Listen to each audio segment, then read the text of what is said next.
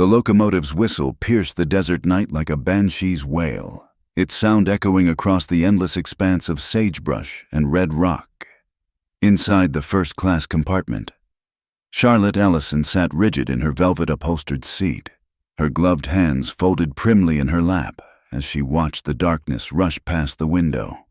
The oil lamps cast a warm glow across her porcelain features, highlighting the elegant curve of her jaw and the auburn curls pinned beneath her traveling hat.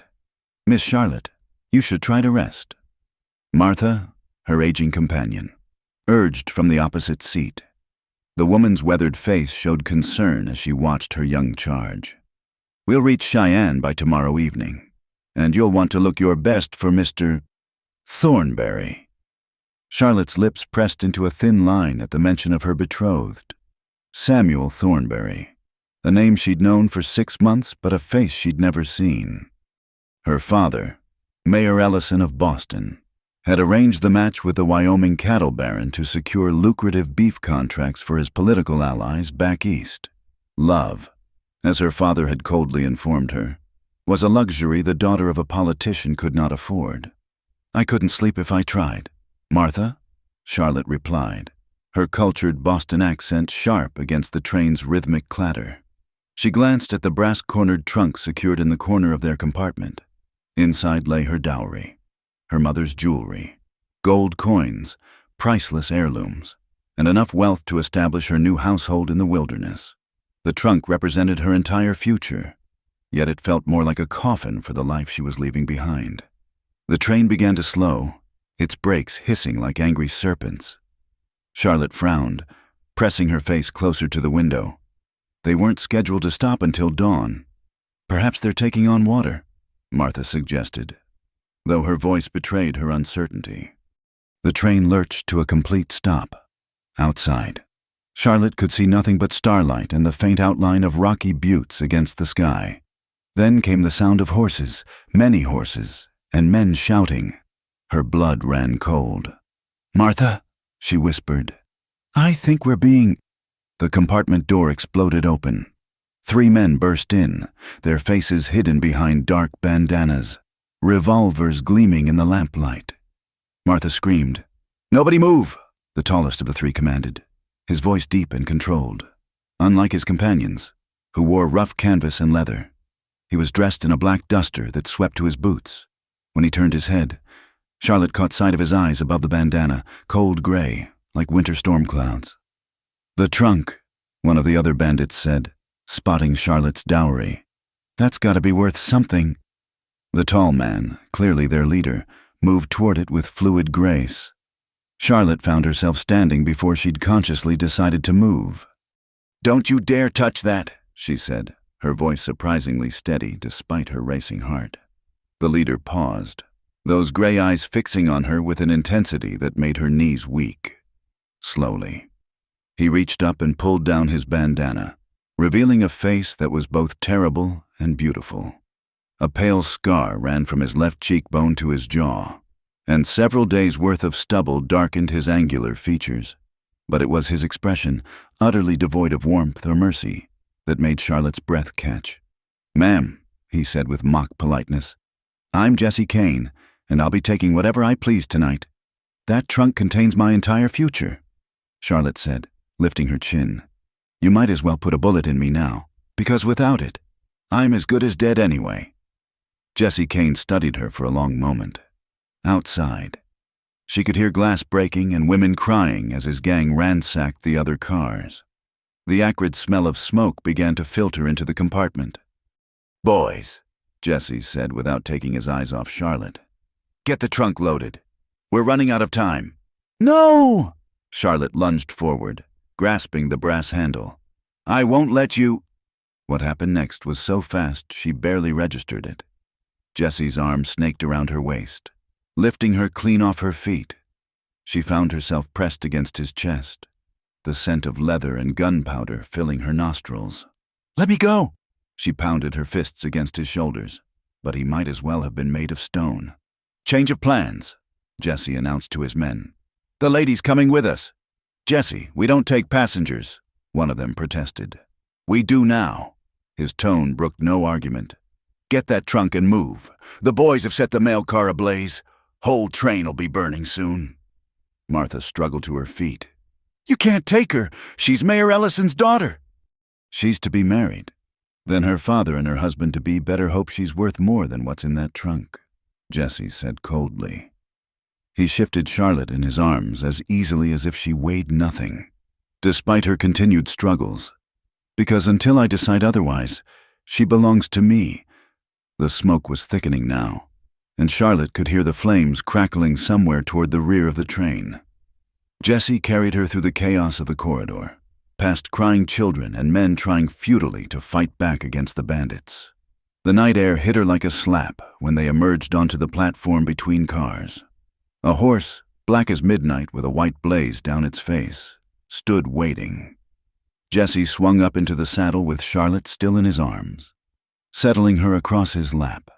She tried to throw herself off, but his arm was like an iron band around her waist. "You won't get away with this," she gasped, tears of fury and fear streaming down her cheeks. "They'll hunt you down like the animal you are." "They've been trying for years, darling," Jesse murmured against her ear, his breath warm on her neck. "Haven't caught me yet." He spurred the horse forward, and Charlotte's stomach dropped as they plunged down the embankment away from the burning train. Behind them, the night sky glowed orange with flames. Her traveling dress, designed for sitting primly in a train compartment, was woefully inadequate for riding. The December wind cut through the fabric like knives, and she found herself pressing closer to Jesse's warmth despite herself. They rode hard across the desert, the gang spreading out around them like a pack of wolves. Charlotte had never moved so fast in her life, had never felt so utterly helpless. The landscape blurred past, Joshua trees reaching skeletal arms toward the stars, massive boulders looming like slumbering giants, dry washes that the horses cleared in magnificent leaps. After what felt like hours, but was probably less than one, Jesse raised his hand and the gang slowed. They'd reached a narrow canyon, its entrance barely visible in the moonlight. One by one, the riders filed through. Charlotte's trunk, she noticed with a mixture of relief and anger, was strapped to a pack horse. "Still with me, Boston?" Jesse asked, his voice rumbling through his chest where she was pressed against him. Charlotte didn't answer. Her throat was raw from the cold air and suppressed sobs. Everything she'd known, everything she'd been, was disappearing behind her as surely as the glow of the burning train had vanished beyond the horizon. They emerged from the canyon into a valley dotted with scrub pine and juniper. In the distance, Charlotte could see the dark bulk of mountains rising against the stars. Jesse guided his horse down a barely visible trail, sure-footed despite the darkness. "Where are you taking me?" she finally managed to ask. "Somewhere safe," he replied. "For me, anyway. Can't speak for you. Are you going to—" She couldn't finish the sentence, couldn't voice her worst fears. Jesse was quiet for so long she thought he wouldn't answer. Then, "I'm a thief, Miss Ellison, not a monster. Though I suppose that's a distinction your kind doesn't much appreciate." "My kind?" Anger flared through her fear. "You mean people who work for what they have instead of stealing it?"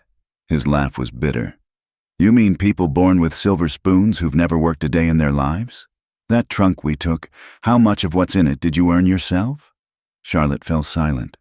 He wasn't wrong, and she hated him for it. As dawn began to paint the eastern sky purple and gold, Jesse finally reined in his horse at the base of a massive red rock formation. A cave opened in its face, large enough to shelter men and horses. The gang dismounted, leading their animals inside. Jesse swung down from the saddle, then reached up for Charlotte. She considered refusing, but her legs were numb and she knew she'd fall if she tried to climb down herself.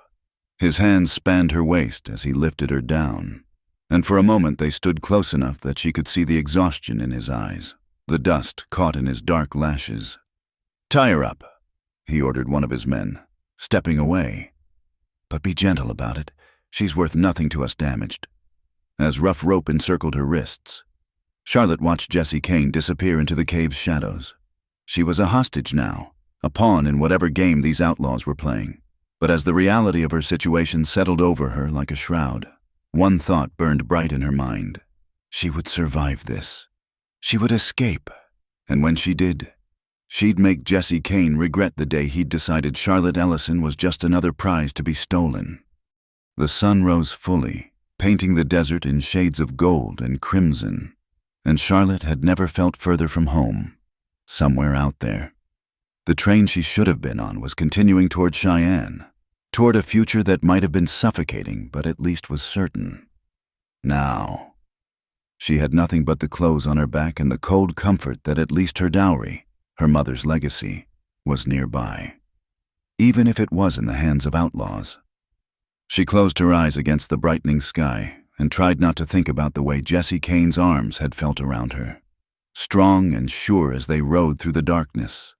Tried not to remember the pain she'd glimpsed behind those winter-gray eyes. He was a criminal, a thief, the enemy. So why did some traitorous part of her heart whisper that there was more to Jesse Kane than the gun on his hip and the scar on his face? The desert wind sighed through the rocks. And Charlotte Ellison, Boston socialite, mayor's daughter, stolen bride, began her first day as a captive in the wild heart of the American frontier. The rope cut into Charlotte's wrists as Jesse Kane lifted her onto his horse for the third day of their journey. Her fine traveling dress, once the height of Boston fashion, now hung in tatters, torn by thorns and stained with red dust. She'd given up trying to maintain her dignity. Survival had become her only concern. "Water," she croaked, her throat parched from the desert air. Jesse passed her his canteen without comment. She drank greedily, not caring that his lips had touched the same metal. The water was warm and tasted of minerals, but it was life itself sliding down her throat.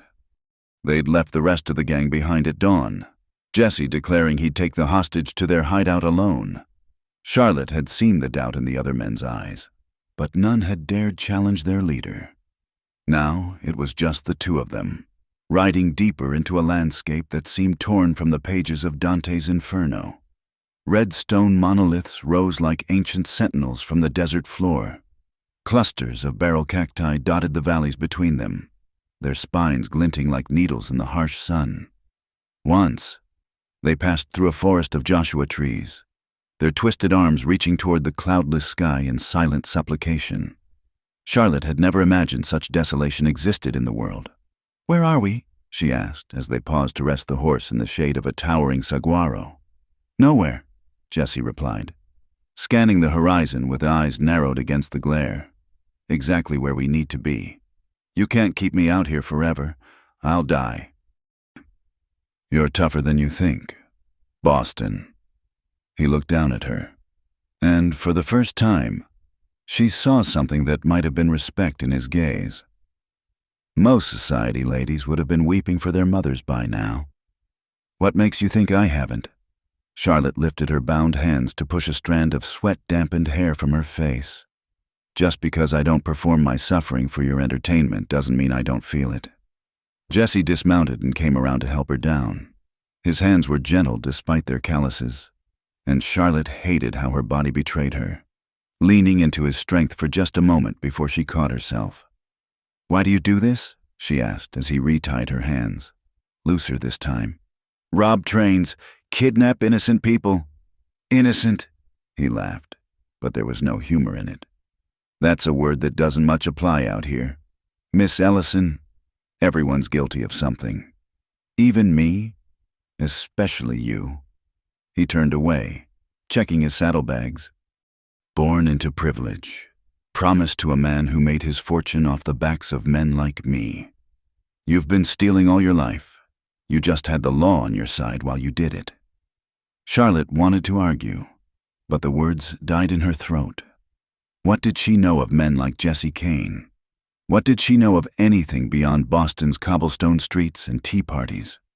They rode on through the afternoon heat, climbing into the foothills of a mountain range Charlotte couldn't name. The desert gave way to scattered pines and juniper, their resinous scent a relief after days of dust and sage. Jesse guided his horse along trails that seemed to exist only in his memory, sometimes doubling back or taking routes that made no sense to Charlotte's city-bred logic, As the sun began its descent, painting the mountains purple and gold, they created a ridge, and Charlotte gasped. Below them lay a valley she wouldn't have believed existed in this harsh land. A ribbon of green following a creek bed, cottonwoods shading pools of clear water, meadows of bunch grass rippling in the evening breeze.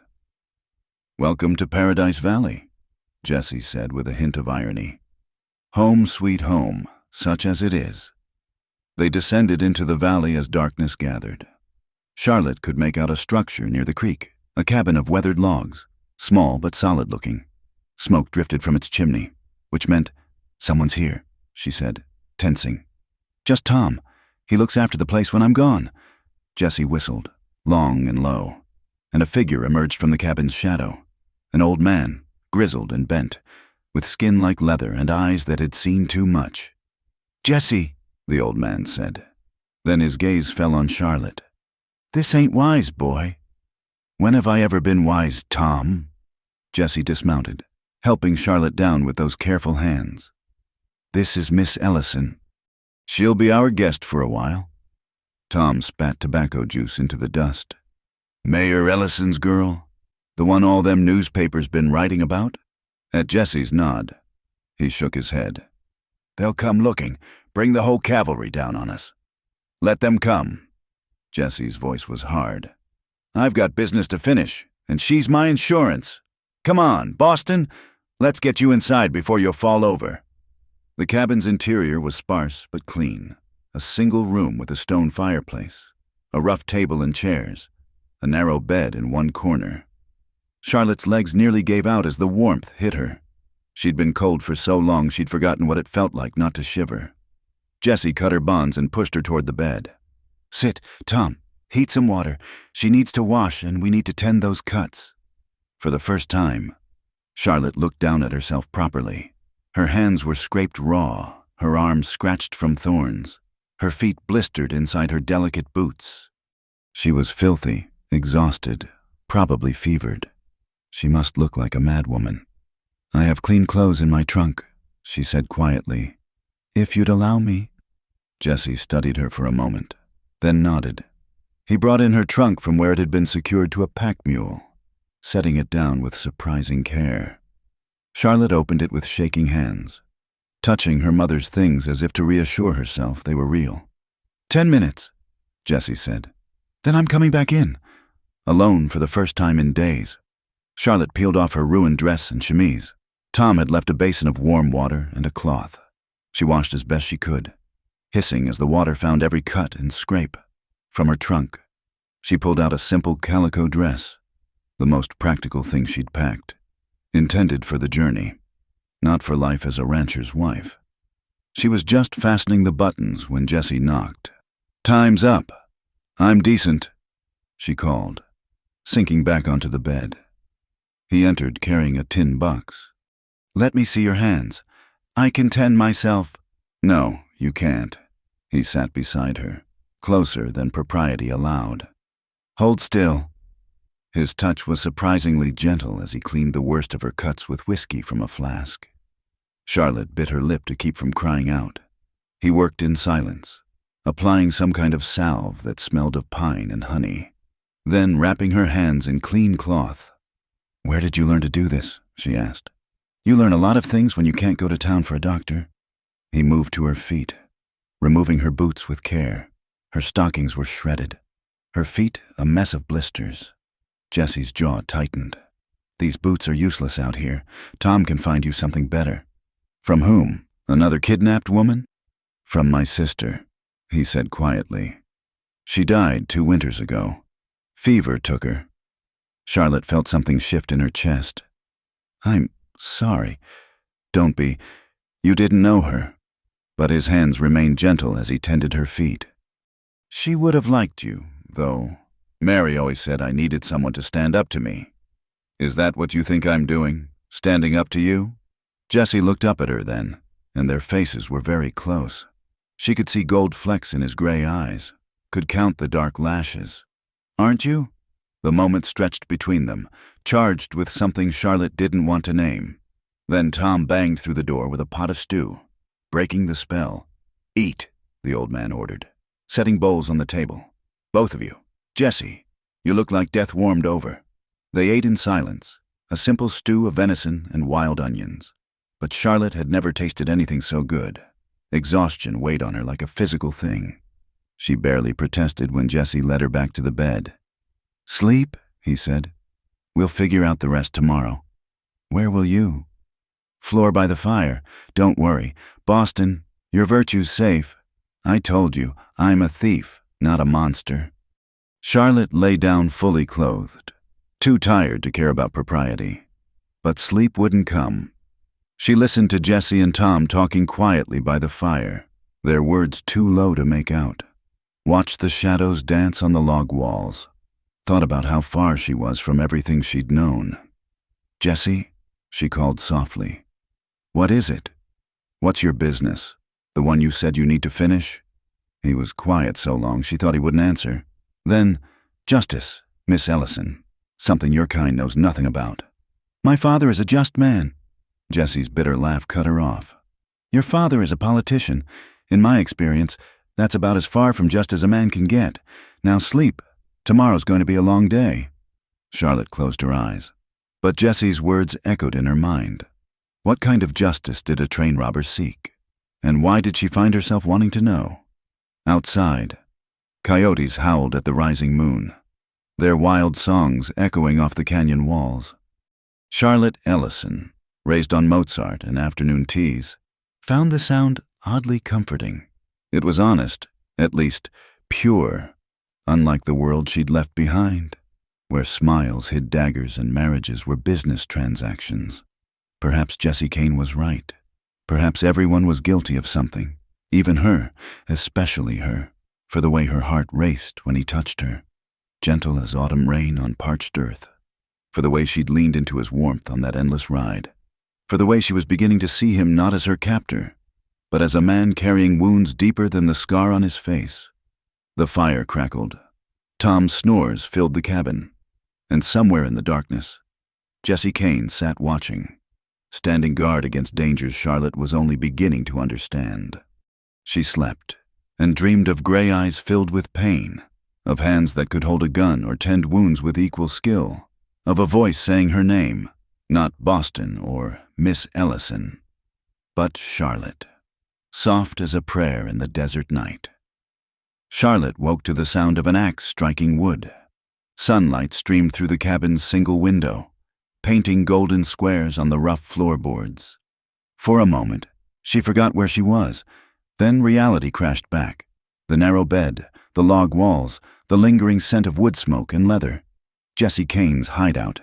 She rose stiffly, her body protesting every movement. Through the window, she could see Jesse splitting logs, his shirt discarded despite the morning chill. The scars on his back told their own story, some old and faded, others newer. Whip marks. She realized with a shock. Someone had beaten this man like an animal. "You're staring," Tom said from the doorway, making her jump. "I wasn't." Charlotte felt heat rise in her cheeks. "Save your lies for someone who might believe them. Girl!" The old man set a bucket of fresh water on the table. "Jesse don't talk about his past, but them scars speak loud enough.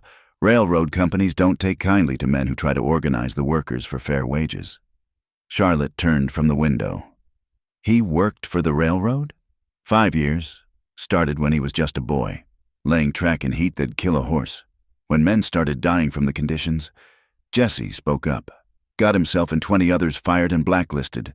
When that didn't shut him up, Tom gestured toward the window. "They beat him? Nearly killed him. Would've, if Mary hadn't found him left for dead outside Tucson. Girl nursed him back to health. But Jesse weren't the same after. Something broke in him that day, something that ain't never healed right." Charlotte watched Jesse work, seeing him differently now. The controlled violence in each swing of the axe, the way he never truly relaxed, always alert for danger. She'd thought him a common criminal, but the truth was more complex. "That don't excuse what he does now," Tom said, reading her thoughts. "Man chooses his own path, but maybe it explains it some." Jesse entered then, sweat gleaming on his skin despite the cool morning. He glanced between Charlotte and Tom, his expression unreadable. "Morning, Boston. Sleep well." "Well enough." Charlotte kept her voice steady. "Am I permitted to walk? My legs are cramping from days in the saddle. With escort." Jesse pulled on his shirt, and Charlotte found herself oddly disappointed. "Can't have you running off and getting yourself killed. This country don't forgive mistakes." They walked along the creek, Jesse staying close enough to grab her if she ran, but giving her space to move freely. Charlotte had traded her ruined boots for a pair that had belonged to Mary, sturdy leather that actually fit properly. The morning air was crisp, scented with pine and the sweet smell of cottonwood leaves. "It's beautiful here," she said, surprising herself with the admission. Mary thought so too, said it was like God's own garden, hidden away from the ugliness of the world. Jesse picked up a flat stone and sent it skipping across a pool. Of course, she always saw beauty where others saw nothing, even in men like me. "Tom told me about the railroad, about what they did to you." Jesse's jaw tightened. "Tom talks too much. Is that why you robbed trains? Revenge?" "Maybe. Or maybe I just like the irony. They stole years of my life, dignity, friends who died building their fortunes. Least I can do is return the favor." They walked in silence until they reached a wider pool where the creek had carved out a swimming hole. Jesse sat on a fallen log, gesturing for Charlotte to join him. She sat carefully, maintaining proper distance. "What about you?" he asked. "What's your story, besides being the mayor's daughter?" Charlotte laughed bitterly. "That is my story. Everything I've ever done has been about being Mayor Allison's daughter. Who to befriend, how to speak, who to marry. I've been performing my whole life, playing a role written by someone else. And the marriage, you wanted that? Want has nothing to do with it. Samuel Thornberry needs political connections. My father needs business partnerships. I'm just the currency of exchange." Jesse turned to study her. "You could have refused. Could I? And then what? Be cast out, disowned, left with nothing? At least as Mrs. Thornberry, I'd have a home, status, security. A cage is still a cage, even if the bars are gold." Charlotte met his gaze. "Says the man holding me captive. Fair point." A smile tugged at his lips, the first real smile she'd seen from him. It transformed his face, making him look younger, less dangerous. "Though I'd argue there's a difference between a cage you choose and one forced on you." "Is there? Either way, you're not free." They sat quietly, listening to the creek's music. A hawk circled overhead, its cry echoing off the canyon walls. Charlotte found herself oddly at peace, sitting beside this dangerous man in this wild place. It made no sense, but then nothing had made sense since that night on the train. "I need to send a message," Jesse said suddenly. "Let your father know you're alive. Set terms for your release." Charlotte's heart sank. Of course, she was just business to him, a means to an end. "What terms?" "That's between me and him." Jesse stood, offering his hand to help her up. After a moment's hesitation, she took it. His palm was rough with calluses, but warm. They were halfway back to the cabin when they heard it. Horses approaching fast. Jesse's entire demeanor changed. He grabbed Charlotte's arm, pulling her behind a cluster of boulders. "Stay down and stay quiet," he hissed, drawing his revolver. 3 riders appeared on the trail, rough-looking men Charlotte recognized from the train robbery. Jesse relaxed slightly but didn't holster his gun. "Jake, Will, Ben," he called out. "You boys lost." The one called Jake dismounted, his face grim. "We got problems. Jesse, word is there's a posse forming up in Tucson. Marshal Hayes is leading it, and they say he's bringing that Pinkerton detective, Shaw." Jesse cursed under his breath. "Shaw's supposed to be in Colorado. Not anymore. They're saying whoever brings back the mayor's daughter gets a $1,000 reward. Dead or alive don't seem to matter much." Charlotte felt the blood drain from her face. Dead or alive, she was worth the same either way. "How long until they pick up our trail?" Jesse asked. "Day, maybe 2. We covered our tracks pretty good, but Shaw's got Apache trackers with him." Jesse was quiet for a moment, thinking. Take the boys and head for Mexico. Split the take from the train and lay low for a few months. What about you? I'll handle Shaw. Jake looked skeptical. Jesse, you can't take on a whole posse alone. I won't be alone. Jesse glanced at Charlotte. I've got what they want. The three men exchanged looks Charlotte couldn't interpret. Finally. Jake nodded. Your call, boss, but watch yourself. Shaw ain't like other lawmen. Man's got a reputation. After they left, Jesse led Charlotte back to the cabin in tense silence. Once inside, he began pulling weapons from various hiding spots. Rifles, ammunition, knives.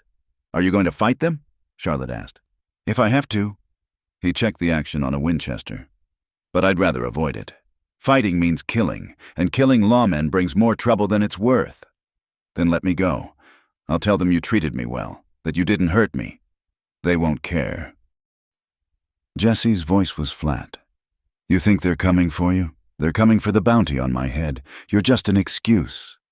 That night, the cabin felt smaller, more confined. Jesse had Tom take first watch while he studied maps by lamplight. Charlotte pretended to sleep but watched him through her lashes, the way he traced routes with one finger, calculating distances and possibilities. Can't sleep? He asked without looking up. Would you?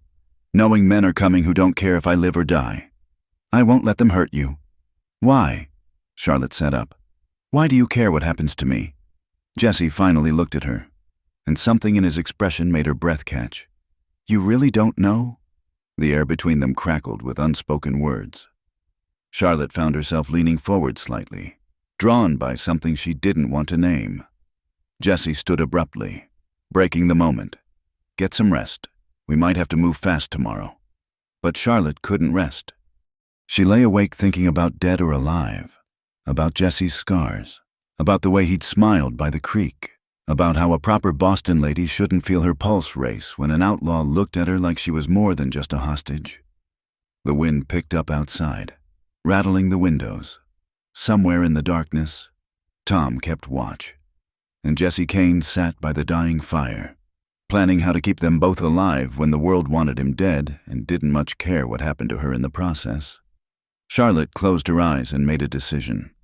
Tomorrow, she'd stop being cargo, stop being currency.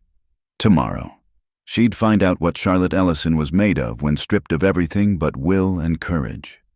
Tomorrow, she'd stop being rescued and start fighting back. The last thing she heard before sleep finally claimed her was Jesse's voice, soft in the darkness. I won't let them have you. Charlotte, not them, not him, not anyone. She wanted to ask what he meant, wanted to ask why her name on his lips made her heart skip. But exhaustion won, pulling her under into dreams of gray eyes and gentle hands, of a scar-faced outlaw who spoke of justice and freedom like they were prayers only he could hear. Outside, the wind sang through the canyon, and the hunter's moon rose full and bright, counting down the hours until Charlotte Ellison's two worlds, the one she'd fled and the one she'd found, would finally collide. The rider came at dawn, picking his way down the canyon trail like a snake through grass. Charlotte saw him first from where she'd been drawing water at the creek, the bucket freezing in her hands as she recognized the lean figure and battered hat. Cole Younger. She'd heard Jesse speak the name with a mixture of respect and wariness. Jesse! She called, her voice cracking with the urgency. Jesse emerged from the cabin instantly, rifle in hand. His face darkened when he spotted the rider. Get inside, he ordered Charlotte, but she found herself rooted to the spot. Cole Younger dismounted with theatrical flair, his spurs jangling. He was younger than Jesse, perhaps 25, with the kind of dangerous handsomeness that had probably broken hearts across the territory. His eyes, though, were cold as a rattler's. Well, Cole said, his gaze sliding to Charlotte. So it's true. Jesse Kane's gone and got himself a pet. State your business. Cole. Jesse's voice carried a warning. Business? Can an old friend pay a social call? We were never friends. Cole laughed, a sound like breaking glass. No, I suppose not, but we were partners once. Made a lot of money together before you got all noble on us. He circled closer. and Charlotte could smell whiskey on him despite the early hour. "That's why I'm here. Actually, heard about your latest score. Figured you might need help moving some of that fancy jewelry." "I don't need your help." "No?" Cole's eyes glittered. "What about when Shaw gets here? You planning to take on him and a dozen men alone?" Charlotte saw Jesse's jaw tighten. "What do you know about Shaw?" "I know he's closer than you think. I know he's got your trail. And I know—" Cole's gaze returned to Charlotte. "That he's not the only one interested in collecting that reward." The threat hung in the air like smoke. Jesse shifted slightly, positioning himself between Cole and Charlotte. "You threatening me, Cole?" "Threatening? No, just observing that $1,000 is a lot of money. Dead or alive. They said, the girl, not much incentive to keep her breathing. Is there?" It happened so fast, Charlotte barely saw it. One moment Cole was smirking, the next he was on the ground with Jesse's boot on his throat. "You even look at her wrong," Jesse said quietly. "And I'll put you in the ground. That clear enough for you?" Cole wheezed, his hands scrabbling at Jesse's boot. "Crystal," he managed. Jesse stepped back, allowing Cole to scramble to his feet. The younger man's face was red with rage and humiliation. But he didn't go for his gun. He knew better. "You've gone soft, Jesse." Cole spat, brushing dust from his clothes. "Keeping her here, playing house. She's made you weak. Get out. Don't come back." Cole mounted his horse, but paused to deliver one last threat. "This ain't over. When Shaw comes, and he will come, don't expect any help from the boys. You chose her over us." He spurred his horse up the trail, leaving a cloud of dust and unease in his wake. Jesse stood watching until he was out of sight, then turned to Charlotte. "Pack what you need. We're leaving." "Jesse, now, Charlotte!" She'd never heard that tone from him before, sharp with fear he was trying to hide. She ran to the cabin, pulling out her few belongings. Tom was already loading pack horses with practiced efficiency. "Where will you go?" the old man asked Jesse. "Better you don't know. If Shaw comes, I'll tell him nothing, same as always." Tom clasped Jesse's shoulder. "You watch yourself, boy, and watch her. Cole's right about one thing. Caring makes you vulnerable." "I know," Jesse said quietly. "But I can't seem to help it." Charlotte's heart stuttered at the words, but there was no time to examine what they meant. Within minutes, they were mounted and riding hard up the canyon's north face, leaving Paradise Valley behind. They rode through the morning heat, pushing the horses as hard as they dared. Jesse led them through a landscape that seemed designed by the devil himself, narrow ledges above dizzying drops, through slots in the rock barely wide enough for a horse, across stretches of slick rock that would show no tracks. By afternoon, Charlotte was swaying in the saddle. Jesse called a halt in the shade of an overhang, helping her down with gentle hands. "Drink," he ordered, passing her his canteen. "We'll rest the horses for an hour." "Where are we going?" "There's an old Spanish mission, abandoned for 50 years. We can ford up there if needed, or keep running if the trail stays cold." Charlotte studied him as he tended the horses. The easy confidence was gone, replaced by a tension that made her nervous. "You're frightened," she said, "of this Shaw." Jesse paused in checking his horse's hooves. "Shaw's different from most lawmen. He doesn't care about the law, just the hunt. I've seen what he leaves behind when he catches his prey." "Then let me go. Without me. Without you. Cole tells Shaw where to find me, and I'm dead by sundown." Jesse's laugh was bitter. "At least with you, I've got something to bargain with." "So I'm still just currency?" Jesse looked at her then, really looked at her, and Charlotte felt exposed under that gray gaze. "You know that's not true." "Do I?" He crossed to her in 2 strides, backing her against the rock wall. "You want the truth? Fine. I should have put you on a horse days ago, sent you back to your fancy life. But every time I thought about it, I couldn't do it. Couldn't stand the thought of you married to some man who'd never see you as anything but a prize to be won." "Jesse, you drive me half mad. Charlotte Ellison, the way you face everything straight on. No tears, no begging. The way you look at me like I'm more than just a scar and a gun. The way you—" He broke off, stepping back. "We need to keep moving." But they'd waited too long. The shot came from above, the bullet sparking off the rock inches from Jesse's head. He threw himself over Charlotte, pressing her into the shallow shelter of the overhang as more shots followed. "Well, well," Cole's voice echoed off the canyon walls. "Fancy meeting you folks here." Jesse cursed viciously. "How many?" he called out. "Just me and a few friends. Nothing personal. Jesse, business is business." Jesse pulled Charlotte deeper into the shadows, his mind clearly racing. Their position was bad, pinned down with little cover and no back exit. The horses had scattered at the first shot. "Listen to me," he whispered urgently. "There's a weapon in my saddlebag, a short-barreled shotgun. When I give cover, you run for it. I can't." "You can and you will." His hand cupped her face. "I need you to trust me." Charlotte nodded, her throat too tight for words. Jesse checked his revolvers, took a breath, then rolled out from cover, firing rapidly. Charlotte ran, bullets whining past her like angry hornets. She reached the saddlebags. Fumbling for the shotgun with shaking hands, a figure rose from behind a boulder, one of Cole's men, rifle aimed at Jesse's exposed position. Without thinking, Charlotte raised the shotgun and pulled both triggers. The weapon bucked hard, nearly knocking her down, but the man spun away with a cry. "Behind you!" Jesse shouted. Charlotte turned to see Cole himself, blood streaming from where her shot had grazed his arm.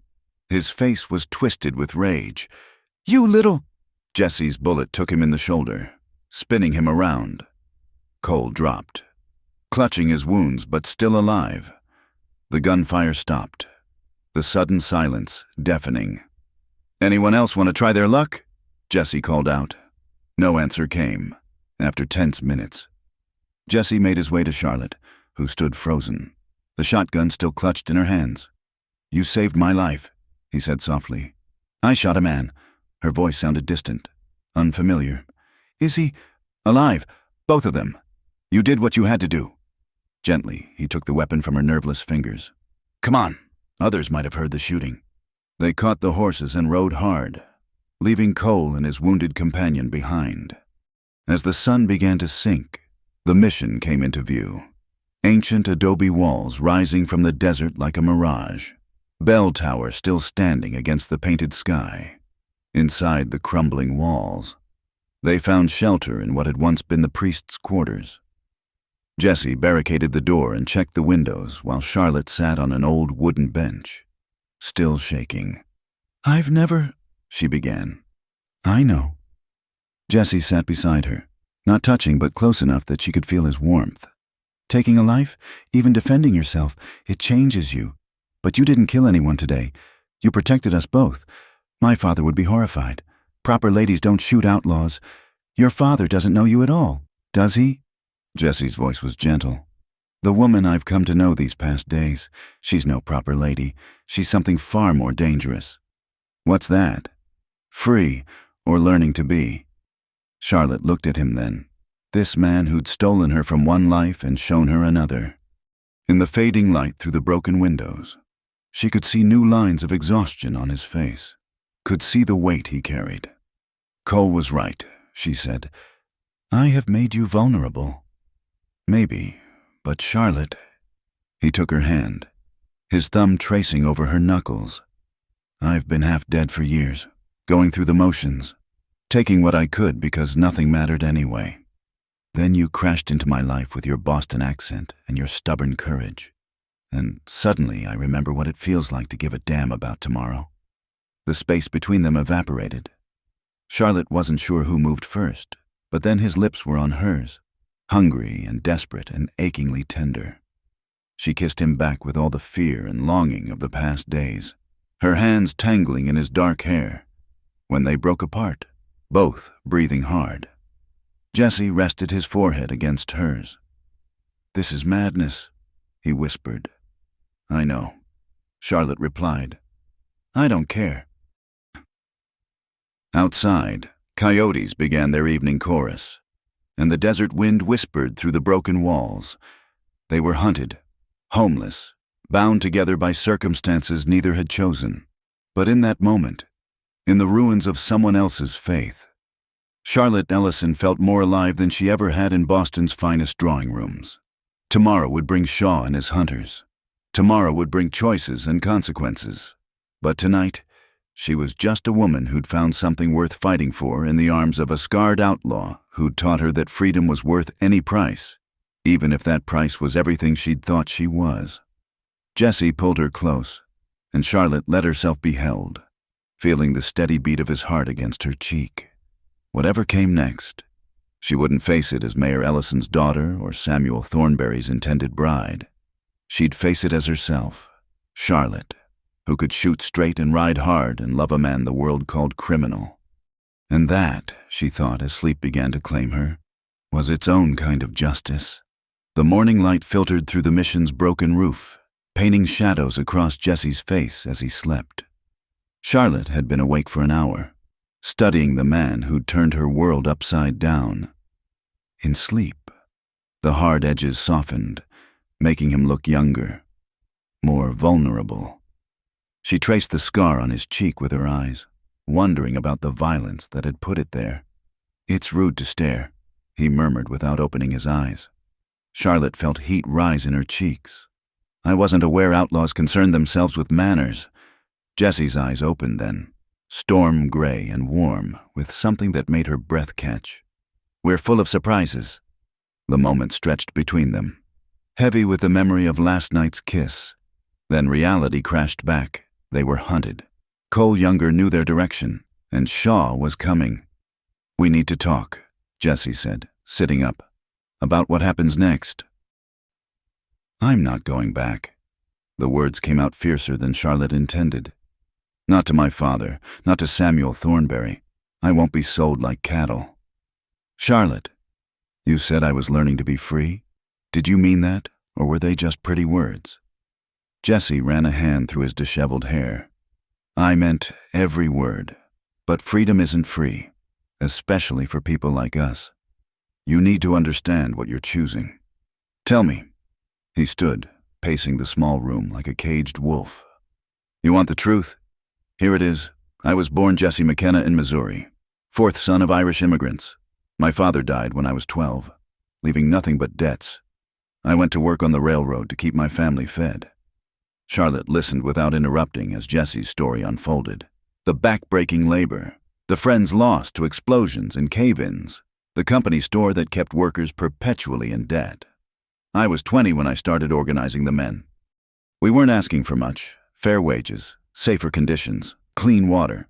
The railroad brought in strikebreakers. The confrontation turned violent." His voice went flat. "A railroad executive named Harrison Thornberry was killed in the fighting. They needed someone to blame, and I was convenient." "Thornberry." Charlotte's blood ran cold. "Samuel's father." Jesse nodded grimly. "Now you understand. Your intended isn't just any rancher. He inherited his father's railroad interests along with the cattle empire. He's the one who pushed for increased rewards on my head. But if you didn't kill his father, doesn't matter. I was there. I was the ringleader, and somebody had to hang for it. They gave me a choice: execution or 20 years hard labor. I chose labor, figured I could survive it." His laugh was bitter. "I was wrong." Jesse pulled off his shirt, turning to show her his back in the morning light. Charlotte gasped. The scars were worse than she'd realized. A crosshatch of old wounds layered over each other, some raised and ropey, others sunken into the muscle. 3 years, he said quietly. That's how long I lasted before I escaped. Killed 2 guards doing it. So now I really am the murderer they said I was? Charlotte rose and crossed to him, her fingers hovering over the ruined skin. They had no right. Rights are for people with money and power. He turned to face her, pulling his shirt back on. I became Jesse Kane that night, started robbing the same railroads that had destroyed Jesse McKenna. Been running ever since. And your family? Dead. Fever took them while I was in prison. Mary was the only one left, my youngest sister. She'd been just a baby when I was taken. His voice roughened. She didn't even remember me, but she took me in anyway. Nursed me back from near death. We had 2 good years before the sickness took her too. Charlotte felt tears sliding down her cheeks. Jesse, I'm so sorry. I don't want your pity. He caught her shoulders, gentle despite his harsh words. I want you to understand what choosing me means. No home, no family, no safety. Always running, always looking over your shoulder. Is that really better than marrying Thornberry? Yes. She didn't hesitate. Because with you, I choose it. That makes all the difference. Jesse stared at her for a long moment, then pulled her against him, burying his face in her hair. You impossible woman, he whispered. What have you done to me? They held each other in the dusty morning light, 2 damaged souls finding solace in shared warmth. Then Jesse pulled back, his expression serious. If we do this, if you stay with me, we do it right. No more lies between us. Agreed. Then tell me why you really took me. It wasn't just for ransom. Was it? Jesse hesitated, then admitted, I knew who you were the moment I saw you on that train. Mayor Ellison's daughter, promised to Thornberry. I thought, he shook his head. I thought maybe I could use you to finally get justice. Make them pay attention, force some kind of reckoning. And now I'd let the whole world burn before I'd let them have you back. The intensity in his voice made Charlotte shiver. She reached up to touch his face, feeling the rasp of stubble under her palm. Then we run together. Together, he agreed, catching her hand and pressing his lips to her palm. They spent the morning preparing, filling canteens from the mission's well, checking weapons, planning routes. Jesse taught her to load and clean a revolver, his hand steady over hers as he showed her the mechanisms. Never draw unless you mean to use it, he instructed. And if you shoot, shoot to stop the threat. None of this warning shot foolishness. You're really going to make an outlaw of me. You're already an outlaw. His smile was wry. Any woman who'd choose this life over comfort and security? That's the most dangerous kind of rebel there is. They were packing the last of their supplies when Charlotte heard it. Horses. Moving fast. Jesse went still, his hand dropping to his gun. How many? She whispered. Too many. He moved to the window, peering out carefully. Shaw. Has to be. Nobody else would push horses that hard. Through a gap in the wall, Charlotte could see them, a dozen riders raising dust as they approached the mission. At their head rode a man who could only be Shaw, lean and weathered, with eyes like chips of flint and a face carved from granite. They'll surround the place. Jesse said calmly, We can't fight our way out. Then what do we do? Jesse was quiet for a moment, then turned to her with an expression that made her heart sink. You surrender. What? No. Listen to me. He gripped her shoulders. Tell them I forced you, that you were trying to escape. Your father has influence. He'll protect you. Get you away from Thornberry if that's what you want. You'll be free. Not without you. Charlotte. No! She wrenched away from him. You don't get to make that choice for me. We're partners or we're nothing. Jesse stared at her, something raw and desperate in his eyes. Then he pulled her to him, kissing her with a passion that felt like goodbye. When they broke apart, Charlotte tasted salt, tears, though she couldn't say whose. Partners, he agreed roughly. Then we do this smart. There's an old mine shaft behind the altar. It leads out to a canyon about half a mile north. You go first. We go together or not at all. Stubborn woman, but his smile was fond. Fine. Together. Shaw's voice rang out, amplified by the stone walls. Jesse Kane, this is U.S. Marshal Shaw. You're surrounded. Send out the woman and we'll talk terms. Jesse snorted. Talk terms. More like put a bullet in me the second she's clear. They made their way to the altar, Jesse prying up the hidden entrance Tom had shown him years ago. The shaft was narrow and black, smelling of bat droppings and decay. Ladies first, Jesse said with false cheer. Charlotte looked at the hole, then at him. If I die down there, I'm haunting you. Fair enough. She lowered herself into the darkness, Jesse following close behind. The passage was tight, requiring them to crawl in places. Charlotte's dress caught and tore. Her hands scraped raw on the rough stone. Behind them, she could hear Shaw's men breaching the mission. After what felt like hours, but was probably minutes, Charlotte saw light ahead. They emerged in a narrow canyon choked with mesquite and catclaw. Jesse pulled her behind an outcropping just as shouts erupted from the mission. "They'll find the shaft soon," he said. "We need distance." They ran through the twisting canyon, thorns tearing at their clothes. Charlotte's side burned with exertion, but she pushed on, driven by the knowledge that capture meant separation, or worse. The canyon opened into a wider valley dotted with organ pipe cacti. Jesse led them to a cluster of rocks where 2 horses waited. Tom's doing. Charlotte realized. The old man had anticipated they might need an escape route. "Bless that paranoid bastard," Jesse muttered, checking the saddlebags. Water, food, ammunition, everything they needed. They mounted up and rode hard, the sun climbing toward its zenith. Behind them, dust clouds marked their pursuers' progress. Shaw wasn't giving up. As they crested a ridge, Jesse suddenly reined in. Ahead, the land dropped away in a series of cliffs and narrow ledges, beautiful and treacherous. There, he pointed to a barely visible trail switchbacking down the cliff face. "It's called the Devil's Backbone. One false step and it's a 1,000-foot drop." Charlotte looked at the trail, then back at the dust clouds. "Do we have a choice?" "There's always a choice. We could stand and fight, probably die, but we'd take some of them with us. Or we trust each other and ride like hell." Charlotte met his eyes, seeing her own determination reflected there. Partners? Partners. They started down the Devil's Backbone as Shaw's posse crested the ridge behind them. Charlotte kept her eyes fixed on Jesse's back, trusting her horse to find its footing.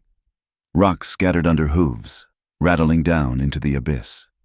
Her heart hammered so hard she thought it might burst. A shot rang out, the bullet sparking off the cliff face.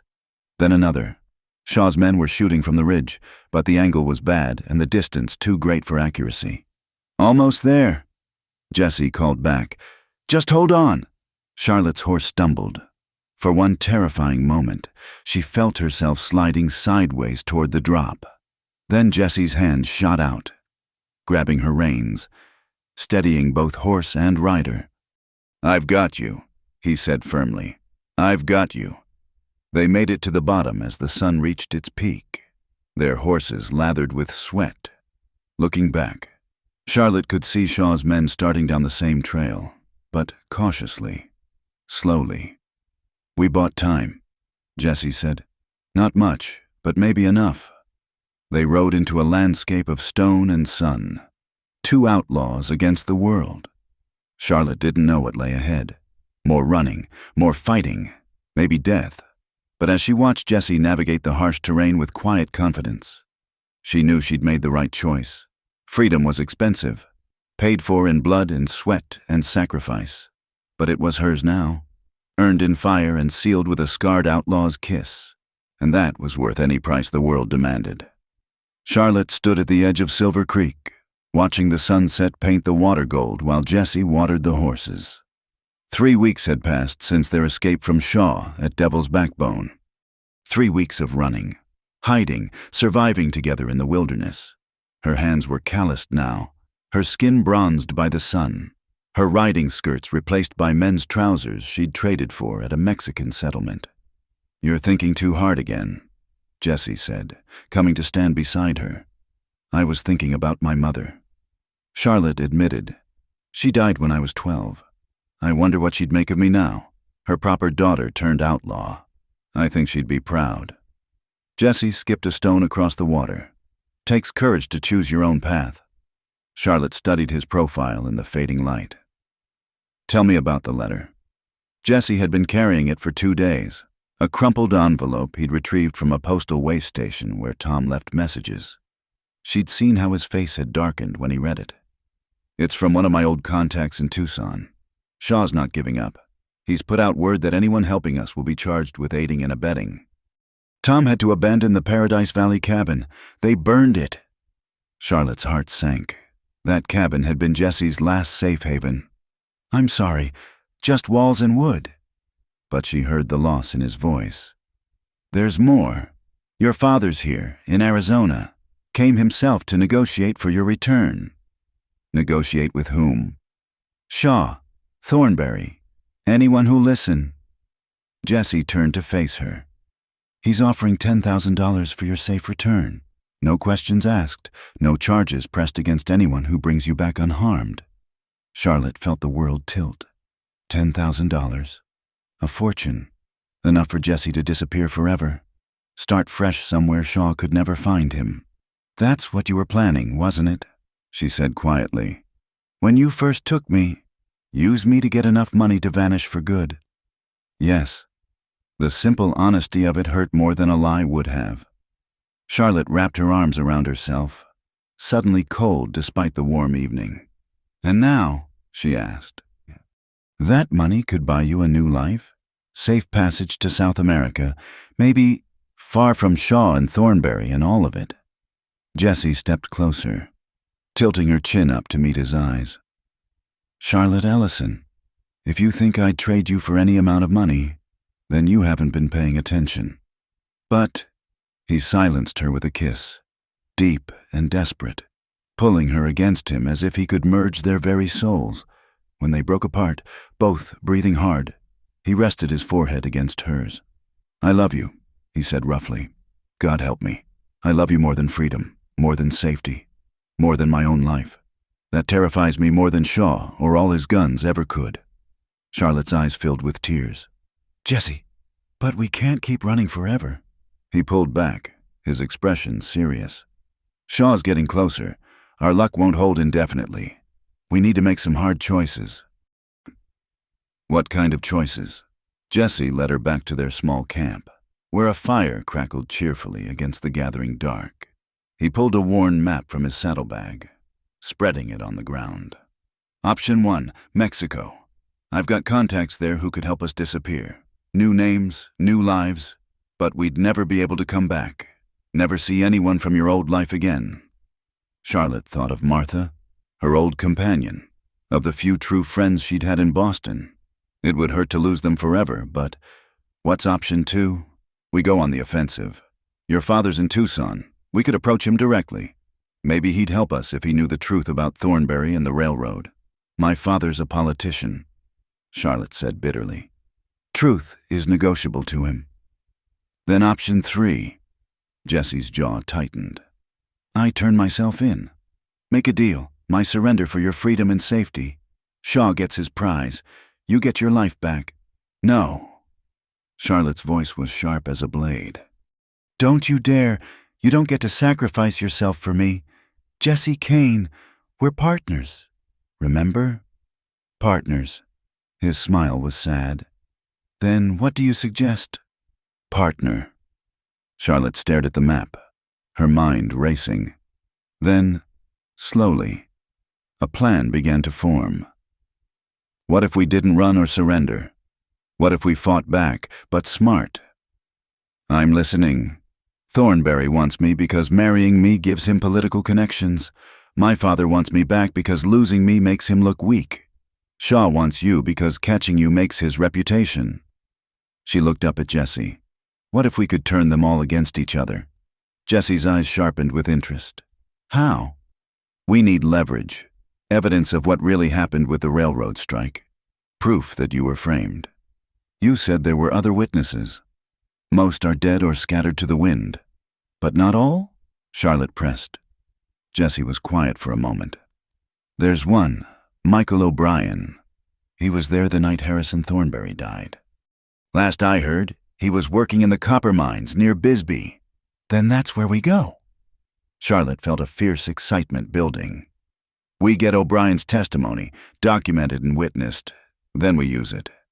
"Charlotte, even with proof, the law isn't exactly friendly to men like me." "Not the law," Charlotte interrupted. "The newspapers. My father's greatest weakness is his reputation. If we could get the story published, the real story of what the railroad did to its workers, how they framed you, how Samuel Thornberry is continuing his father's legacy, public opinion might force their hand." Jessie stared at her. "You're talking about taking on some of the most powerful men in the territory."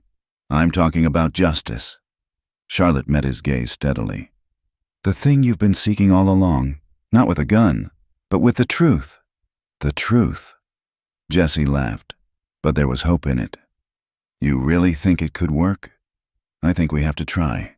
Because Jesse... She took his hands, scarred from years of hard labor and harder choices. I can't spend the rest of our lives running, and I won't let you sacrifice yourself. So we fight, together. Jesse studied her face in the firelight. When did you become so fierce? Someone once told me I was learning to be free. Freedom means fighting for what matters. And what matters to you? You, Charlotte said simply. Us. The chance to build something real, not just survive. Jesse pulled her close, and they sat together by the fire, planning late into the night. It was dangerous, probably foolish. They'd be risking everything on the hope that truth still had power in a world built on lies. But as Charlotte dozed against Jesse's shoulder, his arms strong around her, she felt something she hadn't experienced since that night on the train, hope. Not for the life she'd lost, but for one she could build. A life chosen freely, fought for fiercely, shared with a man who'd shown her that love could bloom even in the harshest ground. The next morning, they rode toward Bisbee, and whatever fate awaited them there. Charlotte no longer looked like the Boston society girl who'd boarded a train bound for an arranged marriage. That girl was gone, burned away by desert sun and desperate choices. In her place rode Charlotte Ellison, outlaw, fighter, and partner to Jesse Kane. She didn't know if their plan would work, if justice was even possible for people like them. But she knew one thing with bone-deep certainty. Whatever came next, she'd face it with her head high and her hand in Jesse's. Because some things were worth the risk. And love, real love, tested by fire and sealed in trust, was worth everything. The dust of their passage settled behind them as they rode toward an uncertain future. Two rebels against the world, armed with nothing but truth and the fierce determination to use it. In the distance, storm clouds gathered over the mountains. Change was coming to the Arizona territory, and Charlotte Ellison, proper lady turned improper woman, intended to be the lightning that started the fire. The courtroom in Tucson was packed to capacity, the air thick with tobacco smoke and anticipation. Charlotte sat in the front row, her hands folded calmly in her lap despite the storm raging in her chest. She wore a simple but respectable dress, borrowed from a sympathetic rancher's wife, her hair pinned up properly for the first time in months. Beside her sat Michael O'Brien, the weathered miner whose testimony had set everything in motion. At the defendant's table, Jesse sat with his court-appointed lawyer, his wrists shackled but his gray eyes steady. He'd been clean-shaven for the trial, and Charlotte could see the boy he'd been before life had scarred him. Earnest, hopeful, believing in justice. All rise for the Honorable Judge William Hartley. The bailiff called. The judge entered, a stern man with silver hair and penetrating eyes. As he took his seat, Charlotte caught sight of her father in the opposite row. Mayor Ellison looked older, grayer, the past months having aged him. Their eyes met briefly before he looked away. The court will now hear closing arguments in the case of Arizona Territory versus Jesse Kane. Judge Hartley announced. The prosecutor, a sharp-featured man named Davis, stood first. Gentlemen of the jury, the facts are simple. Jesse Kane is a convicted murderer who escaped lawful custody. He robbed trains, terrorized innocent citizens, and kidnapped Miss Charlotte Ellison. Whatever sob story his defense has concocted cannot change these facts.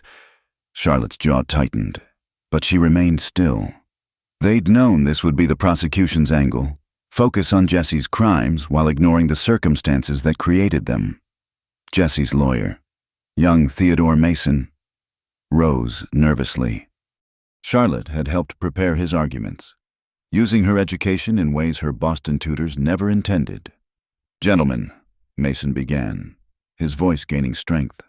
We do not dispute that Jesse Kane took desperate actions, but we ask you to consider why. You've heard testimony from Michael O'Brien about what really happened the night Harrison Thornberry died. How it was Thornberry's hired guns who fired first. How Jesse McKenna, as he was known then, tried to prevent violence. You've seen the documents Miss Ellison helped us obtain, showing how the railroad systematically framed strike leaders to break the workers' movement. A murmur ran through the courtroom. The documents had been the key. Charlotte had remembered her father keeping copies of old correspondence, and had convinced him to search his files. What they'd found had shaken even Mayor Ellison. Letters between Harrison Thornberry and various officials discussing how to eliminate the labor problem permanently. Mason continued. Jesse Kane is guilty of many things, but he is not guilty of the murder that sent him to that chain gang. He is a man pushed beyond endurance by injustice, and while we cannot condone all his actions, we can understand them. Objection! Davis shot up. Counsel is asking the jury to ignore the law based on sentiment. Overruled. Judge Hartley said quietly. Continue, Mr. Mason. The defense rests, Your Honor. Very well. Miss Ellison, you may now give your statement. This had been negotiated carefully. Charlotte wasn't testifying as a witness, but giving a victim impact statement. She rose, smoothing her skirts, and walked to the witness box. Every eye in the room followed her. Gentlemen, she began, her clear voice carrying to the back of the room.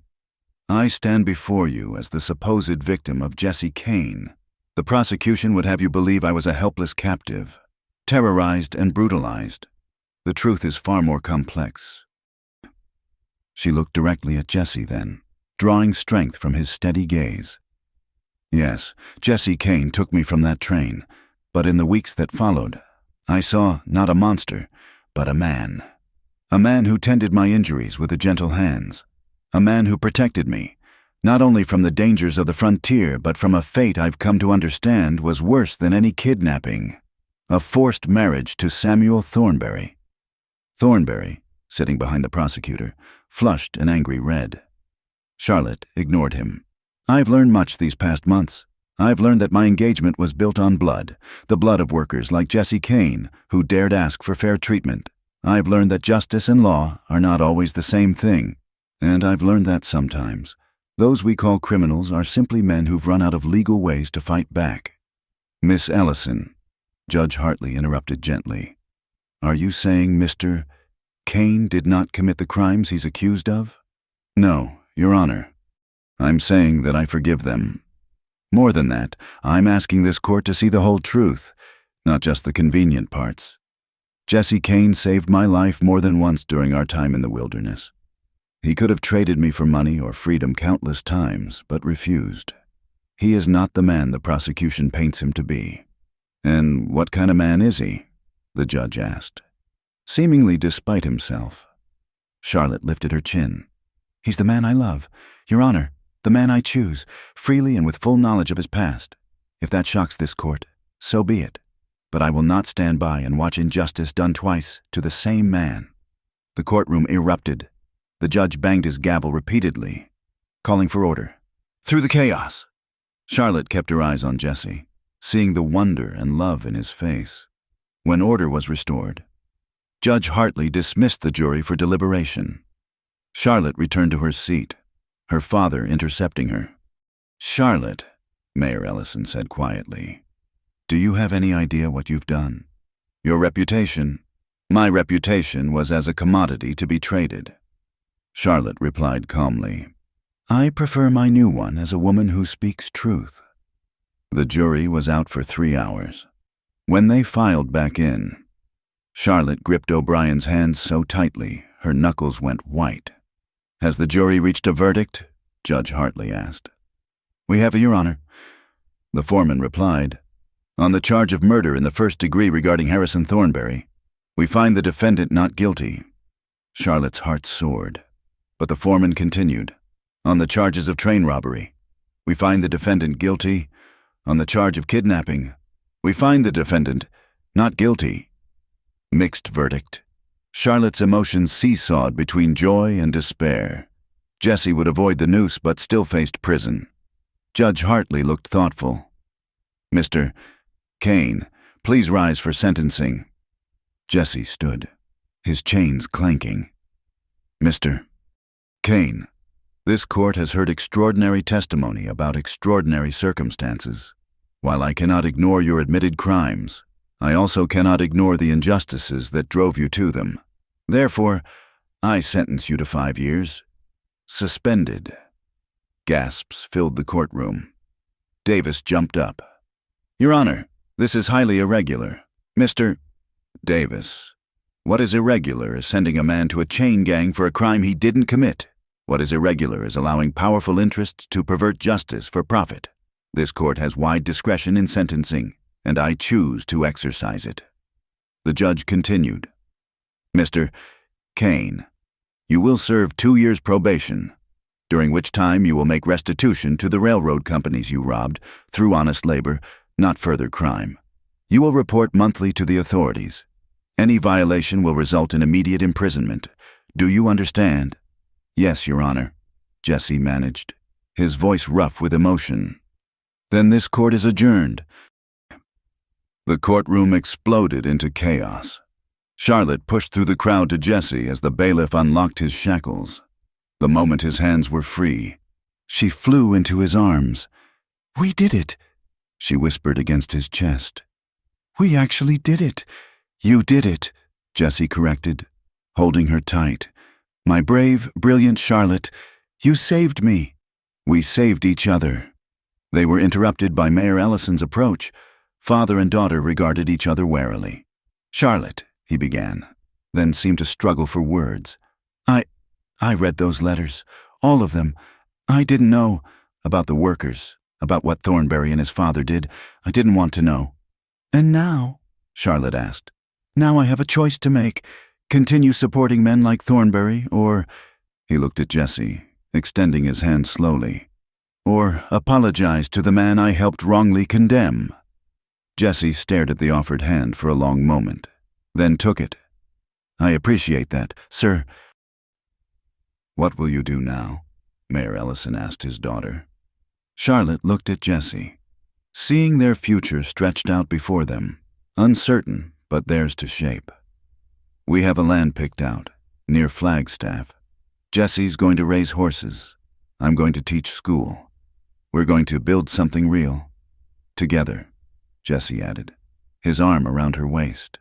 Mayor Ellison nodded slowly. The offer stands. Charlotte, your inheritance, when you need it. Thank you, Papa. She kissed his cheek. But we'll make our own way. As they left the courthouse, Charlotte saw Samuel Thornberry arguing furiously with his lawyers. His empire built on blood was beginning to crumble. Already, newspapers were picking up the story of the trial and what it revealed about railroad labor practices. No regrets, Jesse asked as they stepped into the afternoon sun. Charlotte thought of the life she'd left behind, the comfortable cage of society expectations, the loveless marriage that would have slowly killed her spirit, the performance of being someone else's idea of a proper lady. None, she said firmly. For the first time in my life, I'm exactly where I choose to be. Jesse stopped in the middle of the street, pulling something from his pocket. Then maybe it's time to make it official. He dropped to one knee, holding up a simple silver ring. Charlotte Ellison, you've already saved my life, stolen my heart, and shown me that justice and love can exist in this broken world. Will you marry me? Not because anyone arranges it or demands it, but because we choose it. Yes, Charlotte said through tears. 1,000 times yes. He slipped the ring on her finger and stood to kiss her, right there in the dusty street with half of Tucson watching. Some cheered, some scandalized whispers arose, but Charlotte heard none of it. Her world had narrowed to gray eyes and gentle hands, and the promise of a future they'd write together. As they walked toward the livery stable where their horses waited, ready to ride toward their new life, Charlotte felt the last chains of her old existence fall away. She was no longer Mayor Ellison's daughter or Samuel Thornberry's intended bride. She was Charlotte Ellison, teacher-to-be, partner to a reformed outlaw, and living proof that love could indeed conquer all. The desert stretched before them, vast and challenging and full of possibility, and Charlotte had never felt more free. The sun was setting behind the mountains, painting the sky in shades of rose and gold as Charlotte stood on the porch of their cabin, one hand resting on her swollen belly. A year had passed since the trial, a year of building and growing and learning what it meant to be truly free. Easy there, Little one, she murmured as the baby kicked. Your father will be home soon. As if summoned by her words, Jesse appeared on the trail, leading a string of horses back from the upper pasture. Even from a distance, she could see his smile when he spotted her waiting. He'd kept his promise to Judge Hartley. Every month, he reported to the sheriff in Flagstaff. And every month, he worked honestly to pay back what he'd stolen. The local ranchers had been skeptical at first, but Jesse had a way with horses that couldn't be denied, and gradually, they'd come to respect him. You shouldn't be standing so long, Jesse said as he dismounted, his hands immediately going to her waist. Doc Morrison said, Doc Morrison is an old fusspot. Charlotte interrupted, kissing him hello. I'm pregnant, not made of glass. Humor me. He helped her to the rocking chair he'd built last month, his hands gentle but insistent. How are the children today? Charlotte smiled. The little schoolhouse they'd erected on their property now served 12 students from neighboring homesteads. Susie Miller finally mastered her multiplication tables, and the Watson boys only got in 2 fights instead of their usual 3. Progress. Jesse sat on the porch steps, pulling off his boots. Any word from town?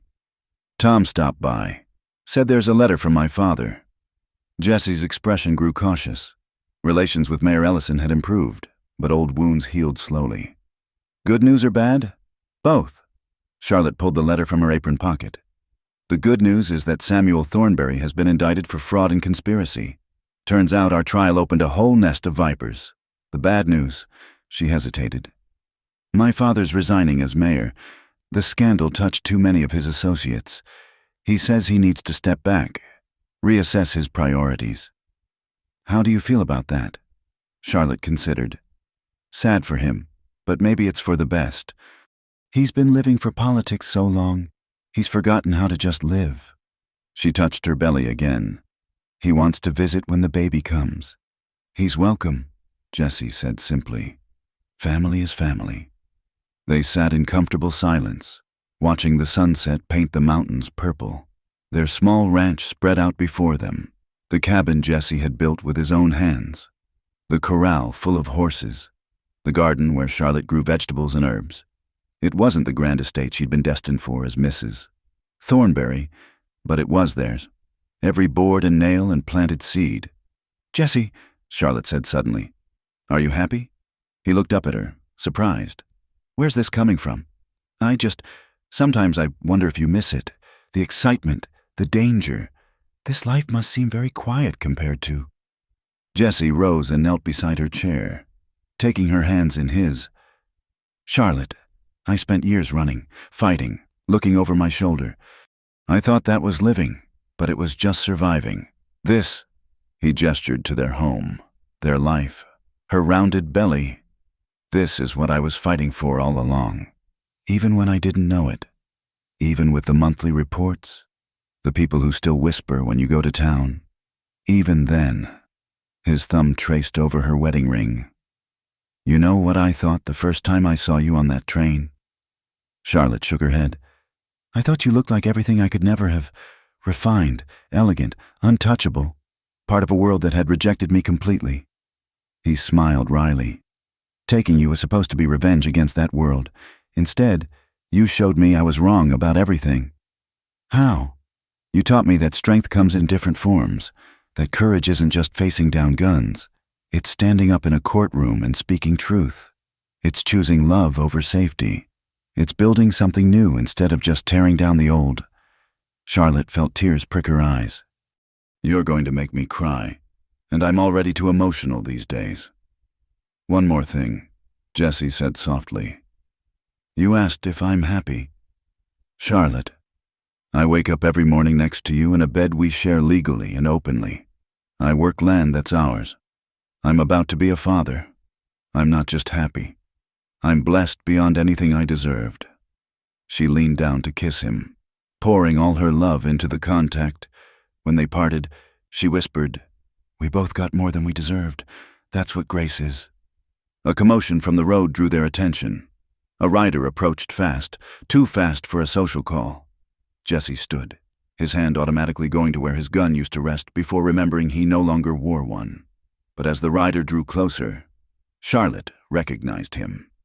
"It's Will Hutchins from the telegraph office." Will pulled up in a cloud of dust, clearly excited. "Mrs. Kane! Mr. Kane! Urgent telegram from Boston!" Charlotte's heart lurched. Had something happened to her father? But when she read the message, she laughed out loud. "What is it?" Jessie asked. "It's from my old companion, Martha. She says the Boston Herald wants to publish my story, our story, the letters I've been writing her about our life here. She showed them to a publisher friend." Charlotte looked up at him, eyes shining. "They want to publish them as a serial. Jessie, From Captive to Chosen, a true account of love in the lawless West." Will Hutchins was practically bouncing in his saddle. "That's wonderful. Mrs. Kane, you'll be a real author." "What do you think?" Charlotte asked Jessie. "Should we let the world know our story?" Jessie considered. "Will you tell it true? All of it?" "Every bit. The good and bad. The choices we made. The prices we paid." "Then yes." He grinned. "Maybe it'll help folks understand that sometimes the law and justice aren't the same thing. That people can change. That love can grow in the unlikeliest ground." As Will rode off with their reply, Charlotte felt the baby kick again, strong and insistent. "I think someone approves." Jessie placed his hand over hers on her belly. "Boy or girl, this child will grow up free. No arranged marriages, no paths chosen by others. Just possibility. Just possibility." Charlotte agreed. As full dark settled over their valley, they went inside to the warmth of their home. Charlotte lit the oil lamps while Jessie stoked the fire, simple domestic tasks that felt sacred in their ordinariness. "Read to me?" Jessie asked, settling into his chair. It had become their evening ritual, Charlotte reading aloud while Jessie whittled or mended tack. Tonight, she chose poetry. Whitman's Leaves of Grass, his wild American voice suiting their wild American life. As she read, Charlotte thought about the journey that had brought them here, a train robbery that became a rescue, a kidnapping that became a liberation, a proper lady and a desperate outlaw who'd found in each other the missing pieces of themselves. The baby shifted, settling down for the night. Jessie's hands moved steadily as he carved what would become a toy horse for their child. The fire crackled, keeping the desert cold at bay. And Charlotte read on, her voice filling their home with words about freedom and possibility, about an America vast enough to hold all kinds of people and all kinds of love. She thought about the readers who would soon know their story, who might see in it permission to choose their own paths, to fight for their own justice, to believe that people could change and grow and find redemption. "Charlotte," Jessie said during a pause between poems, "I love you." 3 simple words, but they held everything. Gratitude for the past, contentment in the present, promise for the future. Charlotte set down the book and crossed to him, settling carefully onto his lap despite her changed shape. "I love you too," she whispered against his lips. "My outlaw turned rancher, my kidnapper turned protector, my Jessie." Outside, coyotes sang to the stars, and the wind carried the scent of sage and possibility. Inside, 2 souls who'd found each other against all odds held tight to their hard-won happiness. The story that had begun with theft on a midnight train would continue with birth in a lamplit room, with children learning letters in a frontier schoolhouse, with horses running free across open land. It would continue with monthly reports that became friendly visits, with neighbors who learned to see past old scars to present character, with a love that deepened with each passing season. But tonight, in the gentle circle of lamplight, there was just Charlotte and Jessie and their unborn child, writing the next chapter of their lives with every breath, every heartbeat, every chosen moment of their freedom. And in the vast darkness of the desert, under stars that had witnessed every kind of human story, their small light burned steady and true, a beacon for other wandering souls who might still be searching for home. The train robber had stolen the bride's dowry. It was true, But in the end, what he'd really stolen, and what she'd freely given, was so much more precious than gold or jewels. He'd stolen her heart, and she'd stolen his right back. Together, they'd stolen their own lives from the hands of fate and rewritten them into something beautiful, something true, something worth every hard mile of the journey. In the morning, there would be chores and students and the constant work of building a life. But tonight, there was just love and hope and the promise of tomorrow. And that was everything. That was enough. That was home. Thank you so much for joining me on this wild journey through the American West. I hope Charlotte and Jesse's story touched your heart as much as it touched mine while sharing it. Where are you listening to this tale of love and redemption? Please share in the comments below. I'd love to connect with fellow Western romance enthusiasts from around the world. Don't forget to subscribe to From Wild West channel for more captivating stories of courage, passion, and adventure in the untamed frontier. What did you think of Charlotte's transformation from proper lady to fearless partner? Share your thoughts. I read every comment and love hearing your perspectives on these tales of the Old West.